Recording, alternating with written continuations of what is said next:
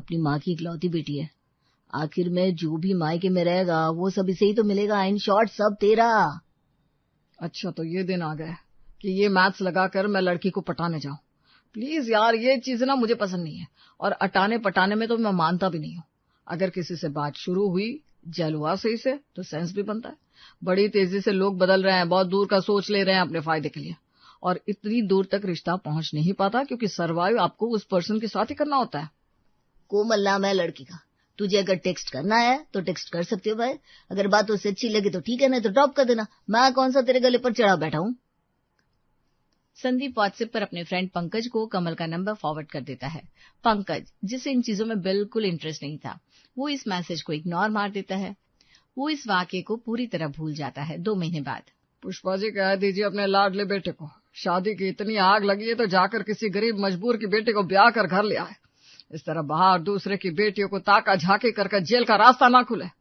पूरे जिंदगी अपने परिवार की इज्जत बचाता रहा मैं, अब ये हमारी इज्जत को कालिक लगाएगा। क्या बात हो गई जी, ऐसी बातें क्यों कर रहे हैं? ऐसा क्या कर दिया पंकज ने?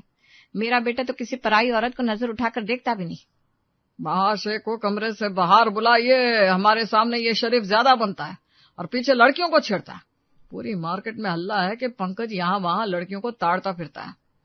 पुष्पा ये बात सुनते ही भागती हुई पंकज के कमरे में जाती है।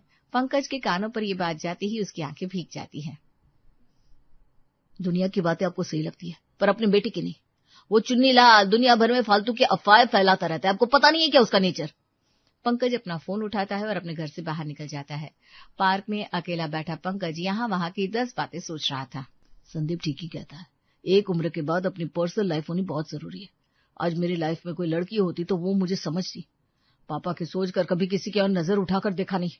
उसमें भी अब लोग कह रहे हैं 30-32 साल का लड़का हो गया है, शादी नहीं हो रही, इसलिए यहाँ वहां ताक झांक कर रहा है। क्या दुनिया है। टफ से टफ इंसान के जीवन में ऐसा मोड़ जरूर आता है जब वो इमोशनली ड्रेन महसूस करता है और इस वक्त उसे एक साथी की जरूरत महसूस होती है। उस वक्त जो हाथ आपके हाथों पर रखते उसे आप जीवन भर के लिए थाम लेना चाहते हैं। Hi Komal, Pankaj this side, got your number from Sandeep. I know. Can we meet? अकेलेपन में पंकज का कोमल को किया हुआ मैसेज और उसका तुरंत किया हुआ रिप्लाई पंकज और कोमल के मिलने का रास्ता तय कर लेती है। दोनों की बातें रोज होने लगती है, दोनों डेट करने लगते हैं और फाइनली 6 महीने बाद पंकज कोमल से शादी करने का तय कर लेता है।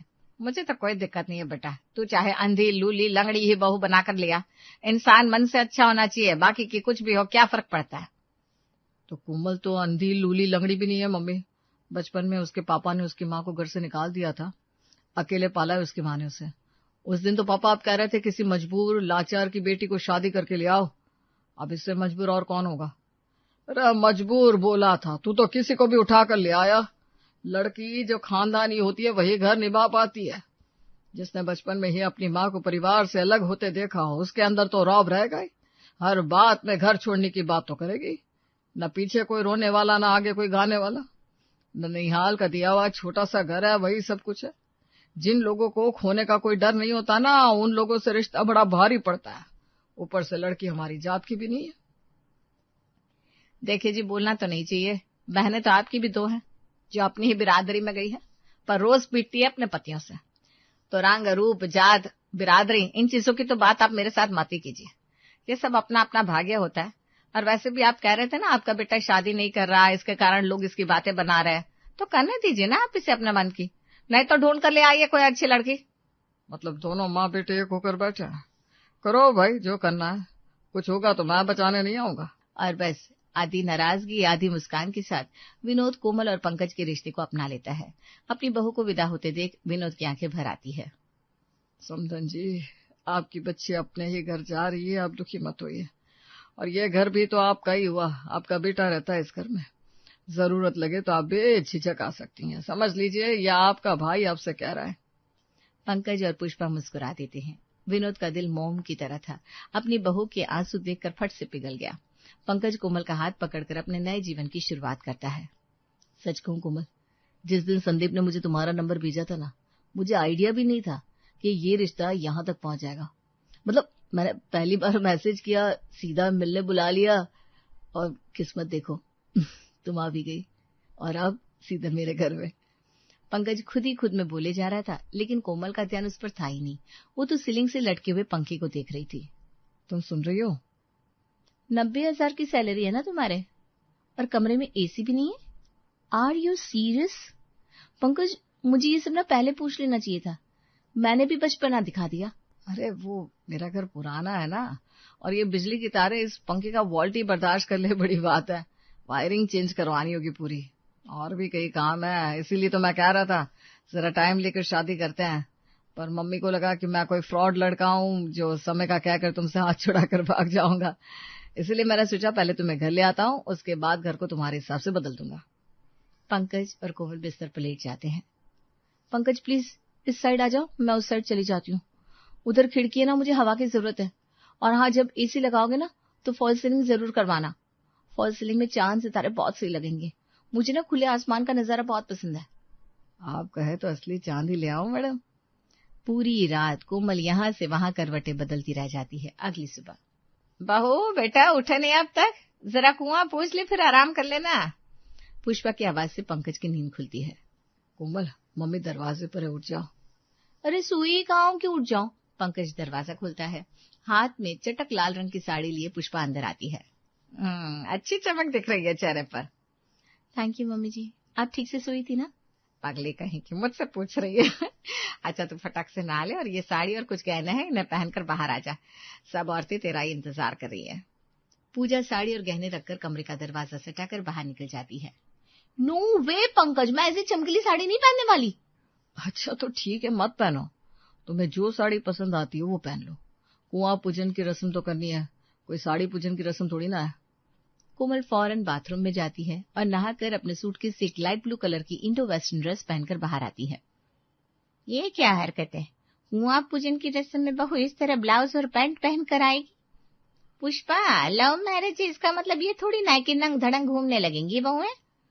मैंने तो बहू को साड़ी दी थी, फिर इसने ये क्या पहन लिया। मैं अभी जाकर देखती हूँ। पुष्पा कोमल के पास जाती है। मैं साड़ी और ब्लाउज को ना बाथरूम में ले गई थी और वो गलती से स्लीप होकर गिर गई। साड़ी गीली हो गई इसलिए मैं पहन नहीं पाई। सामने यही कपड़ा था तो हड़बड़ में पहन कर आ गई। वही मैं सोचू मेरी बहू मेरी बात तो काटेगी नहीं। बस ये दुपट्टा है ना बहू, इसे जरा सामने थोड़ा ढक ले। हाँ, और सर भी एक बार रस्म हो जाए, उसके बाद कमरे में जैसे रहना हो रहना है। सभी औरतों के साथ कोमल कुआं पूजन की रस्म के लिए निकलती है।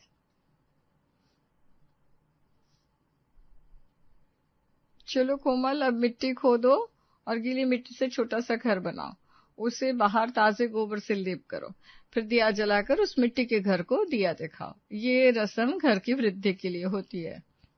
मैं अपने हाथ को किसी मिट्टी गोबर में नहीं डालने वाली आंटी जी, सो सॉरी। मैं यहाँ पर आ गई, इतनी चिलचिलाती गर्मी में यही बड़ी बात है। बिना रस्म किए कोमल घर आ जाती है। इसी तरह कोमल के नखरे बढ़ते जाते हैं। कुछ दिनों बाद, मम्मी कब से अकेली लगी हुई है किचन में। कोमल, तुम्हें खाना बनाना नहीं आता तो कम से कम खाना वगैरह परोसने में तो मम्मी की हेल्प कर दो। शादी के पहले तो तुम ऐसे नहीं थे, ऐसी बातें करती थी कि मुझे सर पर बिठा कर रखोगे। तुम्हारे घर वालों से प्रॉब्लम थी ना तुम्हें, कोई तुम्हें समझता नहीं था। यहाँ इमोशनल सपोर्ट के लिए शादी की तुमने कि मुझसे काम करवाने के लिए की? मेरे मायके में मैंने कोई काम नहीं किया। मेरे पापा और मम्मी के बीच भले कितनी ही प्रॉब्लम रही हो, पर डैड ने मुझे कभी कोई प्रॉब्लम नहीं होने दिया। और ऐसा तो नहीं है कि तुम्हारी कमाई अच्छी नहीं है। 90,000 की सैलरी है, फुल टाइम की एक मेड रख लो। मतलब कि तुम कुछ नहीं करोगी, दिन भर घर पर पड़ी रहोगी और अपने दिमाग में ख्याली पुलाव बनाती रहोगी। अच्छा, कोई ख्याली पुलाव नहीं था, वो मैंने देखा था। तुम कविता भाभी से कितने हंस हंस कर बातें कर रहे थे मेरे सामने। ऐसी हंसी तो नहीं निकलती तुम्हारी। पंकज कोमल की ओर देखता हुआ कमरे से बाहर आ जाता है, फिर नाश्ता करके अपने ऑफिस के लिए निकल जाता है। कोमल अपने कमरे में ही नाश्ता करती है और कुछ देर बाद अपना पर्स उठाकर घर से बाहर निकलने लगती है। कहाँ जा रही हो बहू? आज तो तुम्हारी मामी सास आने वाली है। बताया तो था कि उसी की तैयारी चल रही है। वो इतनी दूर से आएंगी और घर पर तुम्हें नहीं देखेगी तो अच्छा नहीं लगेगा ना। तो मैं क्या करूं मम्मी जी, मेरे लिए मेरी माँ ज्यादा जरूरी है, ना कि मामी सास। ये क्या बात हुई बहू? जिस माँ ने मुझे बचपन से पाला, मैं उनसे मिलने ना जाऊं? और जिस मामी सास को मेरी शादी में पहुंचने का वक्त भी नहीं था, उनके लिए मूर्ति बनकर उनका इंतजार करूं? नो वे। आपके काफी रिश्तेदारों को एंटरटेन कर चुकी हूं मैं, अब मुझसे ये ज्यादा नहीं होगा। और प्लीज जब भी मैं कहीं जा रही हूं ना तो मुझे टोका मत कीजिए। इतनी रेस्ट्रिक्शन तो मेरे मायके में मुझ पर कभी किसी ने नहीं लगाई। छू मच। ठीक है बेटा, जहाँ जाना है चली जाना, बस 10-15 मिनट रुक जा। एक बार भाभी आ जाए, उनको मुंह दिखा लो, फिर चले जाना। मूवी छूट जाएगी मम्मी जी, हाथ में टाइम लेके जाना पड़ता है। घर से निकलते ही रिक्शा के लिए मगजमारी करनी पड़ती है। कितना इंसल्टिंग लगता है ये सब मुझे। आपको पता है मेरी सारी फ्रेंड्स कार में घूमती है और मुझे रिक्शा के लिए वेट करना पड़ता है। ये शादी करके मैं तो फंस गई। दांत पीसती हुई कोमल अपने घर से बाहर निकल जाती है। हर रोज अपने मायके से अपने ससुराल को कंपैरिजन करना और कोमल का दिन भर घर से गायब रहना धीरे धीरे उसके ससुराल में प्रॉब्लम क्रिएट कर रहा था। एक हफ्ते बाद घर का रेनोवेशन का काम शुरू होता है और कोमल अपने कमरे को अपने हिसाब से डेकोरेट करवाना शुरू कर देती है। क्या है, पापा मम्मी के कमरे को क्यों रेनोवेट करवाना है? उन्हें ऐसे एनवायरमेंट की आदत है, मेरे लिए ये सब नया है। मुझे एसी चाहिए, मुझे फॉल सीलिंग चाहिए, मुझे कार चाहिए। इन चीजों की मुझे जरूरत है, उन्हें क्या जरूरत है? और वैसे भी उनकी उम्र बची कितनी है। शट अप कोमल, अब तो मुझे लग रहा है तुमसे शादी करके सबसे बड़ी गलती कर दी मैंने। काश उस दिन 2 मिनट के दुख के लिए मैंने तुम्हें मैसेज ना किया होता, तो कम से कम ये सब सुनना तो नहीं पड़ रहा होता मुझे। अच्छा, लगता है तुम भूल गए। तुम्हारे पापा को तुमसे ज्यादा यकीन बाहर वालों पर है। कम से कम मैं तुम पर विश्वास तो करती हूँ। कोमल के कमरे से आ रही आवाज विनोद और पुष्पा साफ साफ सुन पा रहे थे। विनोद की नजरें झुक जाती है। मैंने तो पहले ही कहा था, बिरादरी के बाहर शादी करोगी तो ये दिन तो देखना ही पड़ेगा। लगाओ फोन समदन जी को और बताओ उनकी बेटी रोज यहाँ क्या ड्रामा कर रही है। आस पड़ोस वाले बातें बनाने लग गए हैं। इतना क्या चीखना चिल्लाना कि 4 घर को पता चल जाए। मैं करती हूँ बात समदन जी से, आप शांत हो जाइए। पुष्पा कोमल की माँ को फोन मिलाती है और उन्हें अपनी बात बतानी शुरू ही करती है कि उसकी समधन उसी पर खाना पानी लेकर चढ़ जाती है। हाँ तो अपने पति से मांग रही है, आप भी तो सब कुछ अपने पति से ही मांगती है ना। आपका बच्चा भी आपके पति से ही है ना। जब आप अपना सारा संसार अपने पति को मान सकती है तो मेरी बेटी पंकज जी को अपना संसार क्यों ना माने। और फिर ऐसे आप लोग मियाँ बीवी के बीच में क्यों घुसते हैं? लड़के लड़कियों का चक्कर बाहर चलने लगता है तो माथा पीटते हैं बाद में। मेरी कोमल को मैंने नाजुक से पाला है, एक पानी का ग्लास नहीं उठाया मैंने उससे। और यहाँ आप लोग इतना काम करवाते हो, कभी मेहमान आकर बैठ जाए, कभी कोई प्राइवेसी नहीं बच्चों के जीवन में। और आपकी ननद क्या कर रही थी, बच्चा कर लो। अरे क्यों कर ले बच्चा, अभी तो मेरी बेटी खुद बच्ची है। मतलब कि कोमल को ये बड़ी बड़ी बातें आप ही सिखा रही हैं। यहाँ माँ को घर जोड़ना चाहिए कि तोड़ना चाहिए? फिर तो लोग यही कहेंगे ना, जिस माँ ने अपने पति के साथ रिश्ता नहीं रखा वो अपनी बेटी को भी यही शिक्षा दे रही है। ये तो आप बोली मत समदन जी, कोमल से पंकज की लव मैरिज हुई है। अगर मैं चाहूँ ना तो पंकज जी के साथ कोमल को अपने घर बुला लूं, फिर आप दोनों मियाँ बीवी इस उम्र में अकेले हो जाएंगे।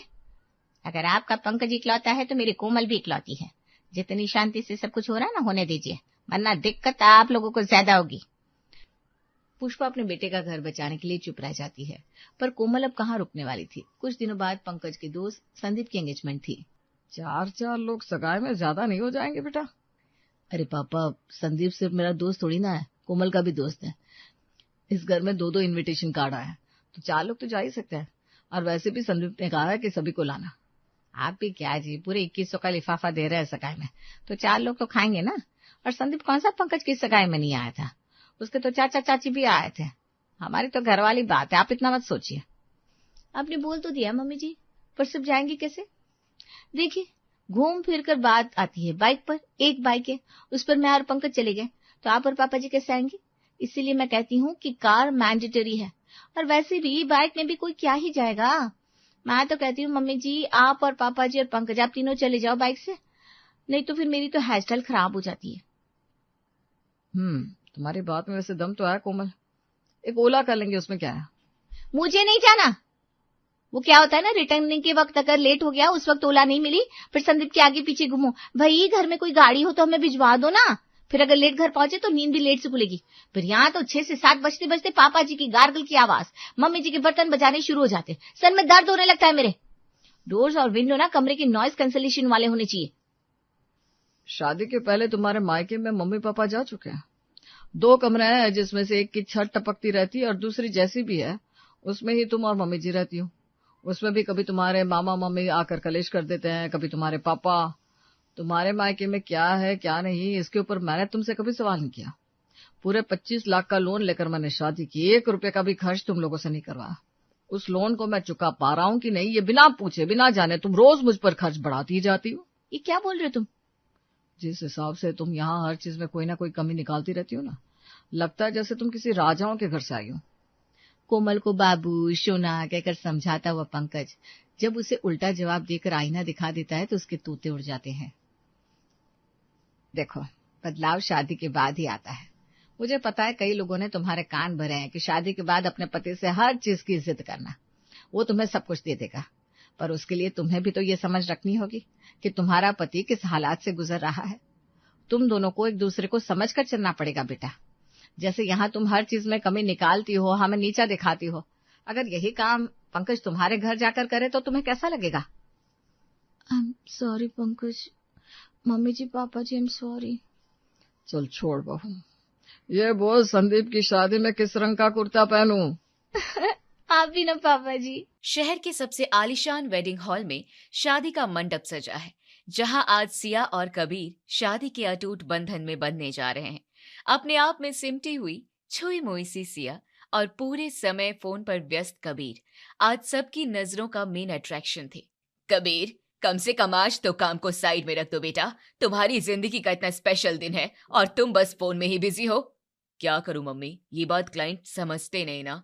अच्छा ठीक है, अब फोन बिल्कुल बंद, ओके। लेकिन तभी कबीर का फोन फिर से बजता है और आदत के अनुसार वो झट से उसे रिसीव कर लेता है। तुम नहीं मानोगे। रस्में पूरी होती हैं और सिया विदा होकर मल्होत्रा निवास में आती है। हंसी मजाक के बीच सिया के गृह प्रवेश की रस्म होती है और डरी सहमी सी सिया घर में एंट्री लेती है। सिया को उदास देखकर उसकी नंद खुशबू उसके पास आती है और प्यार से उसका हाथ अपने हाथ में लेकर कहती है, कंफर्टेबल हो जाओ सिया, ये अब तुम्हारा ही घर है। अब हम सब तुम्हारे अपने ही हैं। तुम्हें थकान हो रही हो तो चलो थोड़ी देर लेट जाओ, फिर कुछ रस्में भी पूरी करनी है। दीदी, मुझे वॉशरूम भी जाना है। ओह, तो इतनी सी बात के लिए इतनी हिचकिचाहट? चलो मैं तुम्हें लेकर चलती हूँ। खुशबू सिया को कमरे में लेकर जाती है और उसे आराम करने के लिए कहती है। तभी कबीर वहां किसी काम से आता है और बेड पर सिया को लेटे देखकर उल्टे पांव लौटने लगता है। अरे अरे, भाग क्यों रहा है? ये तेरी ही बीवी है भाई। तू तो ऐसे घबरा गया जैसे ये कोई पराई औरत है। अब तू थोड़ी देर सिया के पास बैठ, मैं मम्मी का हाथ बटाती हूँ। तुम ही बैठ जाओ ना दीदी, मैं बाहर का कुछ काम देख लेता हूँ। खुशबू के जवाब का इंतजार किए बिना कबीर जल्दी से चला जाता है। मेरा भाई भी ना जग से निराला है। लड़के तो ऐसे ही मौकों की तलाश में रहते हैं और इसे मौका मिला तो ये भाग रहा है, पगला कहीं का। दीदी, आपको काम हो तो आप जाइए, मैं यहाँ कंफर्टेबल हूँ। ठीक है, तुम आराम करो, मैं थोड़ी देर में तुम्हें लेने के लिए आती हूँ। खुशबू सुजाता का हाथ बटाने बाहर आ जाती है और थोड़ी देर बाद सिया को कमरे से बाहर लेकर आती है। सभी मेहमान और परिवार के लोग सिया और कबीर को घेर कर बैठ जाते हैं और हंसी मजाक के बीच अंगूठी ढूंढने की रस्म शुरू होती है। देख भाई, इस खेल में तू जीते चाहे हारे, लेकिन अपनी मैडम जी के सामने तो तुझे जिंदगी भर झुकना ही पड़ेगा बच्चों। हा, आप तो ऐसे कह रहे हैं जैसे आप तो मेरे गुलाम ही बने फिरते हैं। देखो, इनकी बातों में न आना, बड़े छुपे रुस्तम है ये। गुलाम ही तो है जीजू आपके, सारा जमाना यूं ही इन्हें आपका दीवाना नहीं कहता। क्या तुम भी। चलो भाई, हम पुराने लोगों को छोड़कर अब जरा नए नवेले जोड़ों पर भी गौर फरमाया जाए। इसी तरह बाकी कपल की भी खूब खिंचाई होती है, लेकिन इस हंसी मजाक और छेड़छाड़ के बीच शर्मीली सिया मुंह नीचे करके सबकी बातें सुनती है और कबीर के चेहरे पर बस हल्की सी मुस्कान होती है। अगले दिन, सिया बेटा, आज तुम्हारी पहली रसोई की रस्म है। तुम्हें जो भी मीठा बनाना आता है बना लो।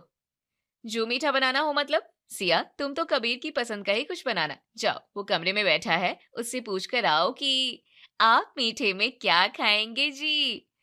शर्मीली सिया नीचे मुंह करके वहीं खड़ी रहती है तो खुशबू उसका हाथ पकड़कर उसे उसके कमरे में ले जाती है और शरारती अंदाज में कहती है, लो जी, अब मैं तुम्हें तुम्हारी मंजिल तक तो ले आई, अब आगे का काम तुम्हें ही करना होगा। पूछो क्या पूछने आई थी? पूछो भाई, तुम्हारे ही पतिदेव हैं ये। जी, वो मैं पूछ रही थी कि आप मीठे में क्या खाएंगे? जो तुम्हें पसंद हो वही बना लो। भाई, मेरी भी अरेंज मैरिज ही हुई थी, लेकिन इतने शर्मीले तो हम दोनों भी नहीं थे। तुम्हारी तो लगता है राम मिलाई जोड़ी है, एक शर्मीली तो दूसरा संकोची। सिया हलवा बना लेती है और पहली रसोई की रस्म पूरी होती है। यहाँ भी मेहमानों की छेड़छाड़ का जवाब दोनों शर्म और संकोच से ही देते हैं। हंसी मजाक करते हुए सभी खाना खा रहे होते हैं। हलवा तो कितना स्वादिष्ट बना है, लेकिन कबीर तो तारीफ भी नहीं कर रहा है भाई। लगता है उसे पसंद नहीं आया है शायद। भैया को तो तब पसंद आएगा ना जब सिया भाभी उन्हें अपने हाथों से खिलाएंगी। हाँ, ये बात तो बिल्कुल सही है। चलो भाई सिया, अब तुम ही अपने हाथों से कबीर को हलवा खिला दो, हमें पता तो चले कि इसे पसंद भी आया है या नहीं। सिया शर्मा कर मुंह नीचे करके ही बैठी रहती है।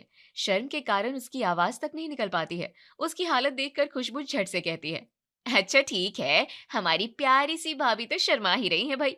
ऐसा करते हैं कि उल्टा कर देते हैं, कबीर पहले सिया को खिलाएगा, फिर सिया कबीर को खिला देगी। अब तो ठीक है ना सिया? सब कबीर कबीर करते हुए हूटिंग करने लगते हैं और कबीर सकुचाते हुए 1 चम्मच हलवा सिया को खिलाता है। सबके सामने सिया शर्म से लाल हो जाती है और चाहकर भी कबीर को खिला नहीं पाती। चलो भाई, कोई बात नहीं, वैसे भी अब ये दोनों दो जिस्म एक जान है। कबीर ने खिलाया क्या और सिया ने खिलाया क्या, एक ही बात है। कुछ दिन बाद खुशबू और बाकी सभी मेहमान अपने अपने घर लौट जाते हैं और घर में रह जाते हैं सुजाता, कबीर और सिया। लेकिन सिया और कबीर शर्म और संकोच के कारण नए जोड़ों की तरह बर्ताव ही नहीं कर पाते हैं। एक दिन सुजाता कबीर से पूछती है, कबीर बेटा, हनीमून पर जाने की क्या प्लानिंग है तुम लोगों की? कब जा रहे हो? अभी तो ऐसी कोई प्लानिंग नहीं है मम्मी, काम से समय मिले तो सोचू ना। काम से समय मिलता नहीं, निकालना पड़ता है बेटा। कम से कम बहू को रोज घुमाने तो ले जाया कर, थोड़ी बातें भी तो किया करो ना तुम दोनों। तुम लोग तो अजनबियों की तरह बस हूँ हाँ में बातें करते रहते हो। तभी वहां सिया आ जाती है और सुजाता से पूछती है, मम्मी जी खाने में क्या बनाऊं? मुझे तो सब अच्छा लगता है बहू, तुम तुम्हारे पतिदेव से पूछ लो, वो जो कहेगा वो बना लो। क्या खाएंगे आप? कुछ भी बना लो। सिया के छोटे से सवाल का छोटा सा जवाब देकर कबीर फिर से लैपटॉप में सिर घुसा लेता है। इसी तरह शादी को 2 महीने हो जाते हैं, लेकिन ना तो सिया बाहर घूमने जाने की जिद करती है और ना ही कबीर ऐसी कोई प्लानिंग करता है। सुजाता को दोनों का ये बर्ताव खटकने लगता है। इन्हें देखकर तो लगता ही नहीं कि दोनों की अभी अभी शादी हुई है। अरेंज मैरिज है तो क्या हुआ, पति पत्नी को घुलने मिलने में इतना समय थोड़ी ही लगता है, और आजकल के जमाने में तो बिल्कुल भी नहीं। एक दिन खुशबू का फोन आता है और वो अपनी मम्मी से घर के हालचाल पूछती है। और कबीर और सिया कैसे हैं? अभी तो खूब घूमना फिरना और शॉपिंग चल रही होगी दोनों की। अरे कहाँ, इन 2 महीनों में बस एक बार बाहर निकले हैं दोनों साथ में।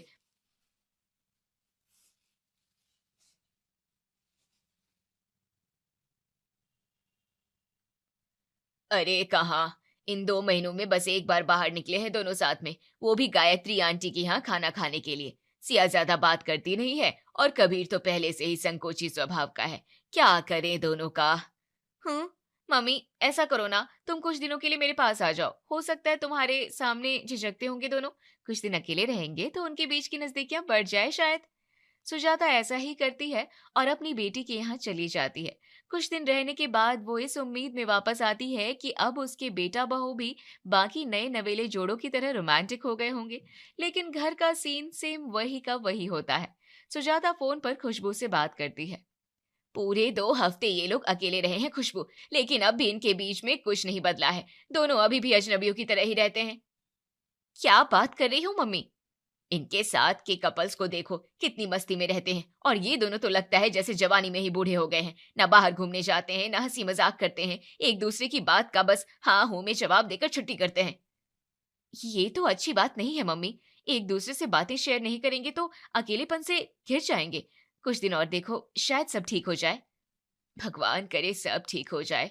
वैसे ये इतना पर्सनल मामला है ना कि हम उनसे खुलकर बात भी तो नहीं कर सकते हैं। शादी को 5 महीने होने के बाद भी जब हालात बिल्कुल भी नहीं बदलते, तो सुजाता कुछ ठोस कदम उठाने का सोचती है। मैं इनसे खुलकर बात तो नहीं कर सकती, लेकिन कुछ ऐसा जरूर करूंगी, इनमें नजदीकियां अपने आप बढ़ जाएंगी। अगले दिन, सिया बहू, पिछले महीने सारी चीजों का बिल बहुत ज्यादा आ गया है, सब चीजों के दाम भी काफी बढ़ गए हैं। मेड ने भी पैसे बढ़ाने के लिए कह दिया है, अब हमें अपने खर्चों पर कटौती करना बहुत जरूरी हो गया है। जी मम्मी जी, मैं ध्यान रखूंगी। इसका मतलब ये नहीं कि हम बिल्कुल ही हाथ रोक कर चले, लेकिन जहां भी पैसा बचा सकते हैं हमें वहां बचाना है, ठीक है? सिया हाँ में सिर हिला देती है। रात को कबीर के आने के बाद सिया किचन में तीनों के लिए खाना थालियों में सर्व कर रही होती है कि सुजाता आकर कहती है, बहू, मैंने कहा था ना तुमसे कि जहां बचत हो सकती है हमें वहां करनी है, तो फिर ये 3 थालियां क्यों? तुम और कबीर एक ही थाली में खाना खाओगे आज से, ठीक है? लेकिन मम्मी जी। लेकिन वेकिन कुछ नहीं, बर्तन ज्यादा निकल रहे हैं इसलिए बाई बहुत किलकिल करती है, ऊपर से साबुन का खर्च अलग। तुम 2 ही थालियां लगाओ, ठीक है? सिया 2 थालियां लेकर डाइनिंग टेबल पर रखती है। कबीर सुजाता से पूछता है, ये क्या, कौन खाना नहीं खा रहा है आज? सब खा रहे हैं, लेकिन आज से तुम दोनों एक ही थाली में खाना खाओगे और मैंने इसका कारण सिया को बता दिया है, इसलिए उसी से पूछ लेना तुम। अब खाना खाओ। कबीर को हैरानी होती है, लेकिन वो सुजाता के कड़क स्वभाव को अच्छे से जानता था, इसलिए बिना बहस किए चुपचाप खाना खाने लगता है। दोनों को एक थाली में खाना खाते हुए देखकर सुजाता मन ही मन में खुश होती है। अगले दिन, मम्मी जी, आज भी खाना एक ही थाली में? अब क्या रोज रोज एक ही सवाल पूछने वाली है क्या बहू? अब तुम दोनों को हमेशा एक ही थाली में खाना खाना है और मेरी इस बात को गांठ बांध लो, समझ गई? ठीक है मम्मी जी। अगले दिन सुजाता सिया से अचानक एक सवाल पूछ लेती है, जिससे वो हड़बड़ा जाती है। दरअसल आजकल सुजाता इतनी कड़ाई से बात करती थी कि सिया घबरा ही जाती थी। बहू, तुझे पता है ना कबीर क्या बिजनेस करता है? जी पता है मम्मी जी। तो तुझे उसके बिजनेस के बारे में और क्या क्या पता है? जैसे कि वो कहाँ से माल लाता है, कैसे सेल करता है, कितना प्रॉफिट है, कहाँ नुकसान हो रहा है, ये भी पता होगा तुझे? नहीं मम्मी जी, इतना सब तो मुझे नहीं पता है। तो अब से पता करना शुरू कर दे। तू उसकी पत्नी है ना, उसके जीवन के उतार चढ़ाव के बारे में जानकारी नहीं रखनी चाहिए क्या तुझे? हो सकता है कि तेरी कोई सलाह उसके काम आ जाए। जी मम्मी जी। सिर्फ जी मम्मी जी कह देने से कुछ नहीं होगा। आज से उसके साथ बैठकर सब देखना और सीखना पड़ेगा तुझे, समझी? क्या फायदा फिर तेरे इतना पढ़े लिखे होने का? मैं ध्यान रखूंगी मम्मी जी। अगले दिन, बहू, कबीर का टॉवल कितना खराब हो गया था, तुमने ध्यान भी नहीं दिया क्या? मैंने उसे फेंक दिया है, अब नया टॉवल अगले महीने ही आ पाएगा, तब तक दोनों एक ही से काम चलाना, ठीक है? ठीक है मम्मी जी। सिया कबीर के उठने से पहले ही नहा लेती थी। अगले दिन वो नहाकर गीले टॉवल को बालकनी में सूखने के लिए डालती है और भूल जाती है। नहाने के बाद कबीर को वॉशरूम में टॉवल नहीं मिलता और उसे सिया को आवाज लगानी पड़ती है। सिया, मेरा टॉवल कहाँ है? वो बालकनी में है, अभी लाती हूँ। सिया भागकर टॉवल लाती है और कबीर को देती है। टॉवल देते समय दोनों एक दूसरे के हाथ से टकराते हैं और पहली बार दोनों के शरीर में सिहरन सी दौड़ पड़ती है। 2 दिन बाद, बहू, आज शाम को गायत्री आंटी के पोते का जन्मदिन है, तुम और कबीर ही वहां चले जाना। मेरे तो पैरों में जकड़न सी हो रही है, मैं तो नहीं जा पाऊंगी। आप भी हमारे साथ चलिए ना मम्मी जी, कार में बैठकर ही तो जाना है। किसने कहा कार में जाना है? कार लेकर नहीं, तुम दोनों बाइक पर जाओगे। कार में पेट्रोल ज्यादा लगता है, फिर तुम्हें मॉल से गिफ्ट भी तो लेना है ना, वहां पर पार्किंग का पैसा लगेगा, सो अलग, समझ गई? ठीक है मम्मी जी। और बाइक पर जा रही हो तो जो भी कंफर्टेबल लगे वही कपड़े पहनना। वेस्टर्न पहनोगी तो भी चलेगा, वैसे भी बच्चों की पार्टी रहेगी। गायत्री की बहुएं भी तो ज्यादातर वेस्टर्न कपड़े ही पहनती है। मम्मी जी, मैं जीन्स और टॉप पहन लूं क्या? बाइक पर वही सही रहेगा। बिल्कुल पहन लो और खूब अच्छे से तैयार होकर जाना, ठीक है? सिया जीन्स और सीक्वेंस वाला टॉप पहनती है और हल्का सा मेकअप और मैचिंग एक्सेसरीज लेकर तैयार हो जाती है। रोज की अपेक्षा उसका रूप और निखर कर आता है। वाह, ऐसे अच्छे से नहाकर बहू, देख तो कितनी सुंदर लग रही है। कबीर आता ही होगा, आराम से जाना दोनों। कबीर घर आ जाता है और सिया को पहली बार जीन्स और टॉप में देखकर खुश होता है। थोड़ी देर बाद दोनों बाइक पर बैठकर चले जाते हैं। मॉल पहुंचते ही कबीर के मोबाइल पर सुजाता का फोन आता है। कबीर बेटा, वो आंटी का फोन आया था, आज की बर्थडे पार्टी कैंसिल हो गई है, तो ऐसा करो तुम दोनों थोड़ी देर मॉल में ही घूम लो और खाना भी वहीं खाकर आ जाना। सिया ने मेरा खाना बना दिया है, बेचारी को आकर फिर किचन में लगना पड़ेगा। सिया और कबीर मॉल में घूमने लगते हैं। थोड़ी देर घूमने के बाद वो लोग एक रेस्टोरेंट में जाते हैं और एक दूसरे से पूछकर खाना ऑर्डर करते हैं। तो खाना खाने के लिए 2 थालियां मंगवानी है या रोज की तरह एक ही थाली में खाएंगे? जवाब में सिया केवल हंस देती है। आज उनके बीच थोड़ी और बातचीत होती है। आते समय कबीर सिया को आइसक्रीम खिलाता है और सुजाता के लिए भी पैक करवा लेता है। दोनों खुश होकर घर आते हैं। मम्मी, ये आपके लिए आइसक्रीम, फ्लेवर सिया की पसंद का है। दोनों को खुश देखकर सुजाता को बड़ी खुशी होती है और राहत मिलती है। उसे लगता है कि अब सब ठीक हो गया है। सिया और कबीर को भी अब एक ही थाली में खाना खाना अच्छा लगने लगता है और खाना खाते हुए दोनों की बातें भी होने लगती है। मम्मी देखो, मैंने तो अपने हिस्से की सब्जी खा ली है, अब इसे कहो कि माँ की ये फिनिश करे। रोज छोड़ देती है और मुझे डबल खाना पड़ता है या फिर वेस्ट हो जाती है। मम्मी जी, अब मैं बिल्कुल भी वेस्ट नहीं करूंगी, मैं अब से पूरी खा लूंगी। सिया की घबराहट को देखकर कबीर और सुजाता दोनों को आश्चर्य होता है। खाना खाने के बाद थोड़ी देर बैठकर सब सोने चले जाते हैं। अगले दिन, मम्मी, आज मेरे फ्रेंड सौरभ के बेटे का बर्थडे है, हम सबको बुलाया है, आप दोनों शाम को तैयार रहना, फैक्ट्री से आते ही हम निकल जाएंगे। शाम को कबीर फैक्ट्री से आता है और सुजाता उससे कहती है, बेटा, मैं तो नहीं चल पाऊंगी, मेरे पैरों ने तो आज भी जवाब दे दिया है। ये क्या मम्मी, सौरभ ने कितने प्यार से आपको आने के लिए कहा है, चलो ना आप भी। नहीं बेटा, तुम दोनों जाओ और आराम से एंजॉय करके आओ, मैं मेरा फेवरेट सीरियल देख लूंगी। ठीक है फिर। तभी सिया सुंदर सी गुलाबी साड़ी पहनकर आती है और कबीर सुजाता के सामने ही सीटी बजाकर कहता है, वाह, देखा मम्मी, तुम्हारी बहू आज कितनी प्यारी लग रही है। आज मेरी बहू तो रोज ही प्यारी लगती है।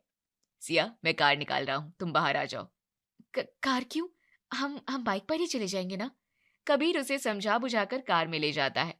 अगले दिन सिया रात के खाने में वेजिटेबल खिचड़ी बनाती है जो काफी पतली बन जाती है। ये तो खिचड़ी की रसेदार सब्जी बन गई है। सॉरी, लेकिन आज तो हम एक थाली में खाना नहीं खा पाएंगे भाई। नहीं, हम खा लेंगे, या फिर ऐसा कीजिए, आप पहले खा लीजिए, मैं इसी थाली में बाद में खा लूंगी। ये कैसा प्यार है भाई, ले लो ना दूसरी थाली, क्या हो जाएगा। लेकिन सिया दूसरी थाली नहीं लेती है क्योंकि अब वो सुजाता से डरने लगी थी। सुजाता की नाराजगी भरी बातों का उसके नाजुक मन पर गहरा असर हुआ था।